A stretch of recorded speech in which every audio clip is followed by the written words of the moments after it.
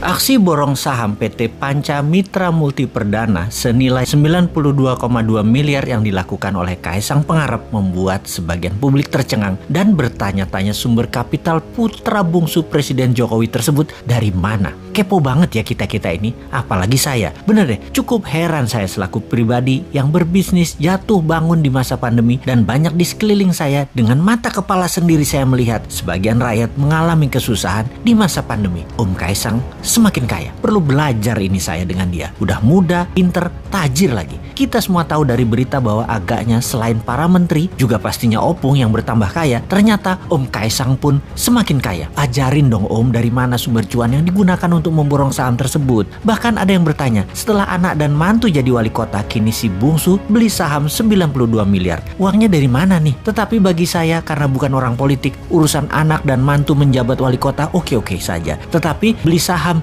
92 miliar ngeces juga gua. Strategi bisnisnya pinter nih Om Kaisang dengan memborong saham PT Panca Mitra Multi Perdana, sebuah perusahaan yang memproduksi makanan beku berbasis udang. Total saham yang dibeli Om Kaisang Pangarep yakni sekitar 188,24 juta lembar saham atau sekitar 8% dari total keseluruhan saham yang ditempatkan di perseroan atau senilai 92,2 miliar. Kaisang membeli saham PT Panca Mitra Multi Perdana melalui perusahaan miliknya PT Harapan Bangsa Kita atau yang lebih dikenal dengan GK Hebat. Oke lah, selamat buat Om Kaisang yang dengan pintar memutar uangnya di banyak bidang. Mudah-mudahan pemodal yang memodali bukan mereka yang cari selamat dari kejaran hukum karena membakar hutang ya.